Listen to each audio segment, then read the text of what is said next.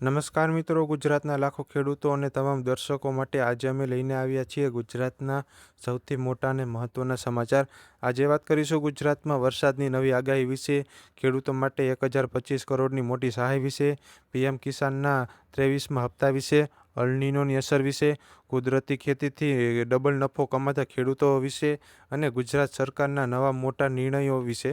વિડીયોને અંત સુધી જરૂરથી જોતા રહેજો, કારણ કે છેલ્લી 3 ખબર દરેક ખેડૂતોના ખિસ્સા સાથે જોડાયેલી છે. પહેલા સમાચારમાં નજર કરીએ તો મિત્રો, સૌથી મોટી ખબર ખેડૂતો માટે આવી રહી છે. 20 જૂનના રોજ પ્રધાનમંત્રી દ્વારા પીએમ કિસાન યોજના હેઠળ 23મો હપ્તો જાહેર કરવામાં આવ્યો. સમગ્ર દેશમાં 9.44 કરોડ ખેડૂતોના ખાતામાં 18,880 કરોડ સીધા ટ્રાન્સફર કરવામાં આવ્યા. ગુજરાતના 51.28 લાખ ખેડૂતોને 1,025 કરોડથી વધુની સહાય સીધી બેંક ખાતામાં મળી છે. મિત્રો, જો તમે પીએમ કિસાન યોજનાના લાભાર્થી છો તો તમારા ખાતામાં 2,000 જમા થયા કે નહીં તે આજે જ ચેક કરી લેજો. ઘણા ખેડૂતોના ખાતામાં રકમ આવી ચૂકી છે. ગુજરાત સરકાર દ્વારા ખેડૂતોને અલનીનો અંગે ચેતવણી આપવામાં આવી રહી છે. મુખ્યમંત્રી ભૂપેન્દ્ર પટેલ ખેડૂતોને વૈજ્ઞાનિક ખેતી અપનાવવાની સલાહ આપી છે, કારણ કે 2026માં સામાન્ય કરતાં ઓછો વરસાદ રહેવાની શક્યતા છે. જો વરસાદ ઓછો રહેશે તો કપાસ, મગફળી અને અન્ય ખરીફ પાકોને અસર થઈ શકે છે. તેથી ખેડૂતોને ઓછું પાણી માંગતા પાકો તરફ ધ્યાન આપવા સલાહ આપવામાં આવી રહી છે. રાજ્યના અનેક જિલ્લાઓમાં હજુ પણ ખેડૂતો વરસાદની રાહ જોઈ રહ્યા છે. હવામાન નિષ્ણાતોનું માનવું છે કે આગામી દિવસોમાં દક્ષિણ ગુજરાત અને સૌરાષ્ટ્રના ભાગોમાં વરસાદી પ્રવૃત્તિ વધી શકે છે. હાલ ખેડૂતો વાવણી માટે અનુકૂળ વરસાદની રાહ જોઈ રહ્યા છે. મિત્રો, ભાવનગર, અમરેલી, બોટાદ અને ગીર સોમનાથના ખેડૂતો માટે આગામી એક સપ્તાહ ખૂબ જ મહત્વનું રહેશે. ગુજરાત સરકારે 500 ગામોને નેચરલ ફાર્મિંગ વિલેજ તરીકે વિકસાવવાનો નિર્ણય કર્યો છે.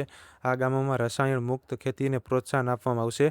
ખેડૂતોને તાલીમ, ટેકનિકલ માર્ગદર્શન અને બજાર સાથે સીધું જોડાણ આપવામાં આવશે. આ યોજનાથી ખેડૂતોનો ખાતર અને દવાનો ખર્ચ ઘટશે અને ઓર્ગેનિક પાકના ભાવ પણ વધુ મળશે. દાહોદ જિલ્લાના આદિવાસી ખેડૂતો માત્ર એક દેશી ગાયના ગોબર અને ગૌમૂત્રથી 30 એકર સુધીની ખેતી કરી રહ્યા છે. ખેડૂતોના જણાવ્યા મુજબ ખર્ચમાં મોટો ઘટાડો થયો છે અને નફો લગભગ બમણો થયો છે. મિત્રો, આજના સમયમાં જ્યારે ડીએપી અને યુરિયાના ભાવ વધી રહ્યા છે, ત્યારે આ મોડેલ સમગ્ર ગુજરાત માટે પ્રેરણાદાયક બની રહ્યું છે. મિત્રો, ગુજરાતના ખેડૂતો માટે પાણી જીવન સમાન છે. ખાસ કરીને ઉત્તર ગુજરાત, સૌરાષ્ટ્ર અને કચ્છના વિસ્તારોમાં નર્મદાનું પાણી ખેતી માટે આશીર્વાદરૂપ સાબિત થયું છે. તાજેતરમાં રાજ્ય સરકારે નર્મદા કમંડ વિસ્તારમાં આવેલા તળાવો અને જળાશયો ભરવાની મર્યાદા 3 કિલોમીટરથી વધારીને 7 કિલોમીટર સુધી કરી છે. આ નિર્ણયથી હજારો ખેડૂતોને સિંચાઈ માટે વધારાનું પાણી મળશે. ખેડૂતોનું કહેવું છે કે જો વરસાદ મોડો પડે તો પણ નર્મદાનું પાણી મળવાથી પાકને બચાવી શકાય. કૃષિ નિષ્ણાતો માને છે કે આ નિર્ણયથી કપાસ, મગફળી, જીરું, ડુંગળી અને શાકભાજીના પાકોને મોટો લાભ મળશે. મિત્રો, પાણી વગર ખેતી અશક્ય છે. સરકારના આ નિર્ણયથી લાખો ખેડૂતો માટે મોટી રાહત બની શકે છે. ખાસ કરીને ભાવનગર, બોટાદ અને અમરેલી જિલ્લાના ખેડૂતોને તેનો સીધો લાભ મળી શકે છે. મિત્રો, છેલ્લા કેટલાક વર્ષોમાં ગુજરાતના ખેડૂતોને ક્યારેક ભારે વરસાદ તો ક્યારેક દુષ્કાળ જેવી સ્થિતિનો સામનો કરવો પડ્યો છે. આ સ્થિતિને ધ્યાનમાં રાખી રાજ્ય સરકારે અગાઉ જાહેર કરેલા 11,000 કરોડના રાહત પેકેજનો લાભ હજારો ખેડૂતોને મળ્યો છે. આ પેકેજ હેઠળ પાક નુકસાન, પશુ નુકસાન અને અન્ય કુદરતી આપત્તિથી અસરગ્રસ્ત ખેડૂતોને સીધી સહાય આપવામાં આવી રહી છે. સરકારના આંકડા મુજબ લાખો ખેડૂતોને આ યોજનાનો લાભ મળ્યો છે અને આગામી સમયમાં પણ જરૂરિયાત મુજબ સહાય આપવામાં આવશે. મિત્રો, જો તમારા વિસ્તારમાં પણ કુદરતી આપત્તિના કારણે નુકસાન થયું હોય તો નજીકની ગ્રામ્ય પંચાયત અથવા કૃષિ કચેરીમાં માહિતી મેળવી શકો છો. ખેડૂતો માટે સૌથી મોટી સમસ્યાઓમાંની એક છે રખડતા ઢોર અને જંગલી પ્રાણીઓનો ત્રાસ. ઘણા ખેડૂતો ફરિયાદ કરે છે કે આખી રાત જાગ્યા પછી પણ પાકને બચાવવો મુશ્કેલ બને છે. આ સમસ્યાને ધ્યાનમાં રાખીને સરકારે વાયર ફેન્સિંગ યોજનામાં મહત્વપૂર્ણ ફેરફાર કર્યા છે. હવે માત્ર મોટા ખેડૂતો જ નહીં, પરંતુ નાના ખેડૂતોને પણ આ યોજનાનો લાભ મળશે. આ યોજના હેઠળ સરકાર તરફથી સબસિડી આપવામાં આવે છે, જેથી ખેડૂતો પોતાના ખેતરની સુરક્ષા કરી શકે. મિત્રો, એક રાત્રિમાં આખો પાક બરબાદ થઈ જાય તેનાથી મોટી મુશ્કેલી બીજી કોઈ નથી. તેથી આ યોજના ખેડૂતો માટે ખૂબ જ ઉપયોગી સાબિત થઈ શકે છે. ગુજરાતમાં દર વર્ષે પાણીનો પ્રશ્ન ગંભીર બનતો જાય છે. આ પરિસ્થિતિમાં સરકાર દ્વારા કેચ ધ રેન અને અમૃત સરોવર જેવા અભિયાન ચલાવવામાં આવી રહ્યા છે. રાજ્યભરમાં નવા તળાવો, ચેકડેમ અને પાણી સંગ્રહના અન્ય પ્રોજેક્ટ બનાવવામાં આવી રહ્યા છે. નિષ્ણાતોનું માનવું છે કે જો વરસાદનું પાણી યોગ્ય રીતે સંગ્રહ કરવામાં આવે તો ભવિષ્યમાં પાણીની અછત ઘણા અંશે દૂર કરી શકાય. મિત્રો, પાણીનું દરેક ટીપું કિંમતી છે. આજનું બચાવેલું પાણી આવતીકાલે ખેડૂતો માટે જીવનદાતા બની શકે છે. ગુજરાત દેશનું સૌથી મોટું કપાસ ઉત્પાદક રાજ્ય છે. દર વર્ષે લાખો ખેડૂતો કપાસની ખેતી કરે છે અને તેમની આવકનો મુખ્ય સ્ત્રોત કપાસ જ હોય છે. પરંતુ આ વર્ષે ચોમાસાની અનિશ્ચિતતાને કારણે ખેડૂતોમાં ચિંતા વધી રહી છે. કૃષિ નિષ્ણાતોનું કહેવું છે કે પૂરતો વરસાદ થયા પછી જ કપાસની વાવણી કરવી જોઈએ. જો ઉતાવળમાં વાવણી કરવામાં આવશે અને પછી વરસાદ નહીં આવે તો બીજ અને મહેનત બંને બગડી શકે છે. મિત્રો, કપાસની ખેતીમાં સમયનું ખૂબ જ મહત્વ હોય છે. એક મોટો નિર્ણય આખી સિઝન પર અસર કરી શકે છે. સૌરાષ્ટ્રમાં મગફળી ખેડૂતો માટે સોનાની ખેતી ગણાય છે. રાજકોટ, જામનગર, જૂનાગઢ, અમરેલી અને ભાવનગર જિલ્લામાં લાખો ખેડૂતો મગફળીની ખેતી કરે છે. હાલમાં ઘણા ખેડૂતો વાવણી માટે તૈયાર બેઠા છે, પરંતુ વરસાદની રાહ જોવાઈ રહી છે. કૃષિ વિભાગે ખેડૂતોને સલાહ આપી છે કે પૂરતી ભેજવાળી જમીન થયા પછી જ વાવણી કરવી જોઈએ. મિત્રો, એકવાર સારી રીતે વરસાદ શરૂ થઈ જાય પછી મગફળીની વાવણી ઝડપથી શરૂ થઈ જશે.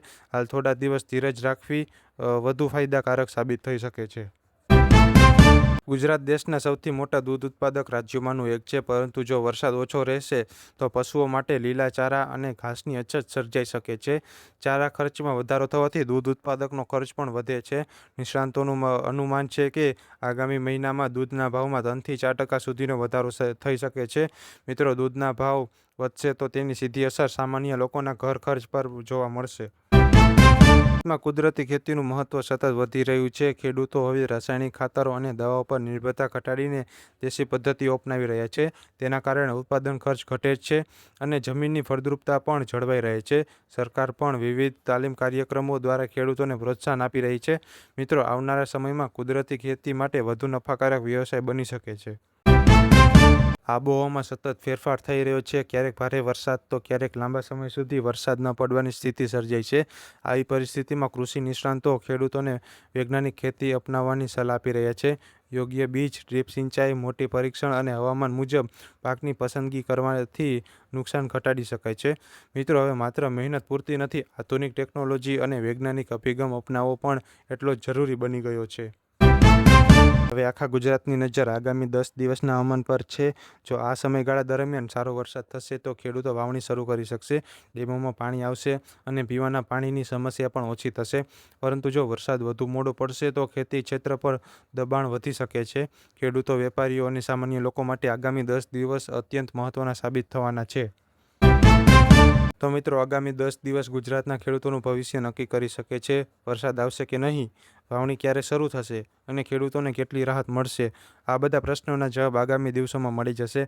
તેથી અમારી ચેનલ સાથે જોડાયેલા રહો અને ગુજરાતના તમામ મહત્ત્વના સમાચાર સૌથી પહેલાં મેળવતા રહો. મિત્રો, ચેનલ સાથે જોડાવા માટે તમારે માત્ર એક જ કામ કરવાનું છે. આ ચેનલને સબસ્ક્રાઈબ કરી દેજો. મળીએ આવા જ નવા વિડીયો સાથે. જય હિન્દ, જય ગરવી ગુજરાત.